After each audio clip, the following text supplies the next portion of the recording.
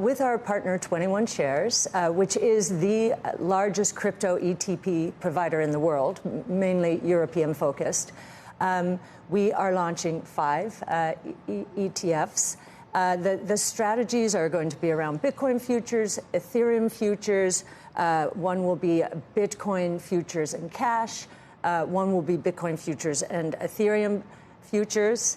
And then the last one will be broader Bitcoin and companies exposed to digital assets, equities. The United States Securities and Exchange Commission, SEC, could approve all 12 pending spot Bitcoin exchange-traded fund, ETF, applications by November 17. Beginning on November 9, the SEC reportedly has a window to approve all 12 spot Bitcoin ETF filings, including Grayscale Investments' conversion of its Grayscale Bitcoin Trust product. However, even if the SEC approves spot Bitcoin ETF by November 17, it could be more than a month before the product's launch. Might Gary Gensler's political ambitions be standing in the way of a spot Bitcoin approval? Given how knowledgeable U.S. Securities and Exchange Commission, SEC, Chair Gary Gensler is about Bitcoin, it's hard to come up with a logical reason for his standing in the way of a spot ETF, said ARK Invest CEO Cathie Wood. This is a decentralized, transparent network. You can follow all the activity. It's highly unlikely to be manipulated, she said. And Gary Gensler knows this, she added, having taught a course in crypto and blockchain at the Massachusetts Institute of Technology, MIT, before being SEC chair. Cathie Wood discusses the ETF adoption process and how it will impact the macro environment. She also shares why there may be a delay in the ETF approval process. Let us now dive into the video and listen to Cathie Wood. We think there's a place. I think these strategies will be more probably institutionally focused, and then I think the spot coin Bitcoin ETF will be perhaps more retail focused. What's interesting about it is if you look at the pecking order, our filing is next in line. No, I know you're on the list. What has happened? The change is that the SEC actually asked us questions. I think asked us questions, asked BlackRock, probably has asked a lot.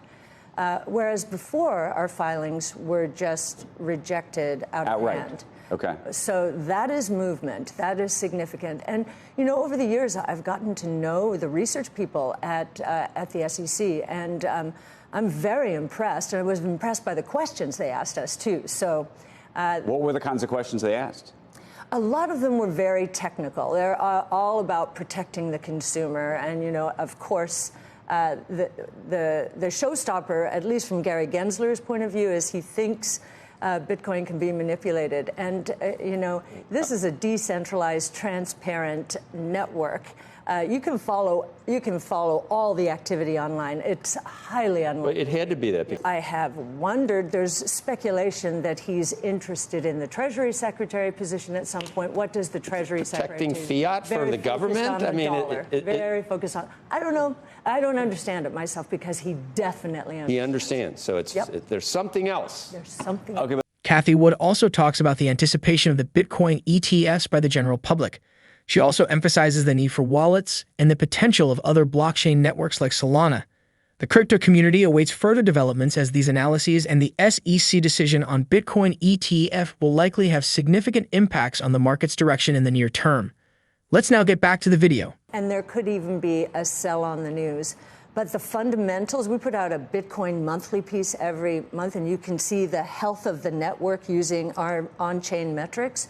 The health of the network is almost as good as it gets. And it seems like this is a bull market. Sure, we'll have puts and takes. Nothing goes straight up. But I think this flight to quality, Larry Fink used that expression. We call it flight to safety. You look at what happened during the regional bank crisis. Bitcoin went from 19,000 to nearly 30,000 as the KRE, the regional bank stock index, was imploding. If you look at the bank stock index today, it is back down close to where it was in March. So when Larry might say flight to quality, which is good, it's true, we would say flight to safety because there's no counterparty risk in Bitcoin. Through equities, there are companies, you know, we're trying to find the company that is going to produce the digital wallet. That will be a very important position. Is it Coinbase? Is it Square with Cash App? Is it Robinhood? In Latin America, is it Mercado Libre or Nubank? So how much those overlap sorts of is there? Ethereum, as we think, that is the smart contract network. That is the decentralized finance network. So Bitcoin and Ether. Anything beyond that? Well, there are infrastructure players. Solana is doing a really good job. I mean, if you look at Ether was faster and cheaper than Bitcoin in the day. That's how we got Ether. Solana is even faster and cost-effective than Ether. So, there are infrastructure plays. We do believe Web3, digital assets. That's a big idea, actually. Digital assets with property rights. First time ever online that we're seeing property rights. The total number of Bitcoin held by funds has hit an all-time high amid the increasing market optimism about the potential approval of a spot exchange-traded fund ETF in the U.S. Data from ByteTree shows that the amount of Bitcoin held by funds increased by more than 20,000 in October to its record high of 863,434 Bitcoins, approximately $31.7 billion. Per ByteTree's dashboard, ProShares Bitcoin Strategy ETF holds the largest amount of Bitcoin, with 45,261 Bitcoins worth $1.23 billion. Last week, CryptoSlate reported that BITO had emerged as one of the major beneficiaries of the current euphoria in the market. Other investment products, including BTC, ETC, Bitcoin Exchange Traded Crypto, Bitcoin Tracker Euro, and Bitcoin Tracker One, hold Bitcoins worth $876.16 million, $694.98 million, and $557.24 million, respectively. Charlie Morris, the ByteTree founder, suggested that the growing balance indicated that the demand for safe havens investment was growing. Grayscale's CEO Michael Sonnenschein has hinted at his firm readiness for the launch of a spot Bitcoin ETF, saying, "It's been a 10-year dress rehearsal. We're ready for the main event." Although Sonnenschein didn't explicitly reference Bitcoin in his statement, the crypto community has suggested that the statement was referring to the possible approval of a spot Bitcoin ETF, considering the timing of the post. Over the past months, the crypto community has eagerly awaited the SEC's decision on many ETF applications filed by several traditional financial institutions, including BlackRock and Grayscale. The optimism surrounding the possibility of approval has greatly improved market conditions, with Bitcoin rallying near $38,000, Ether trading above $2,000.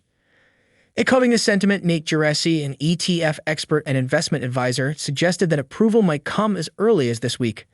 Geraci's forecast aligns with earlier speculations by Bloomberg's James Seifert, who recently indicated that the SEC has an 8-day window period to approve the litany of applications before it. However, this window will close on Friday, November 17.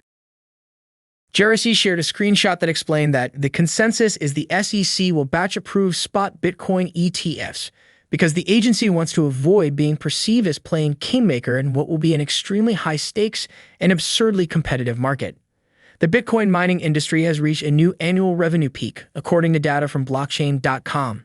On November 9, 2023, miners earned $42,386,514 in a single day as the price of Bitcoin soared above $37,000. This surge is linked to the market's anticipation of the U.S. Securities and Exchange Commission, SEC, potentially approving a spot Bitcoin ETF, a move that investors have long awaited. Lane Castleman, a notable figure in the cryptocurrency space, pointed to increased network congestion and higher transaction fees as key factors contributing to this record revenue figure. This new peak surpasses the previous high seen in May 2023, when Bitcoin mining revenue hit $41,744,197. The demand for ordinals, which are similar to non-fungible tokens NFT, was cited as the driving force behind the revenue spike at that time. Do you think the spot Bitcoin ETF delay is purely political? Let us know what you think in the comment section below. Also, don't forget to hit the like button, subscribe, and turn on notifications.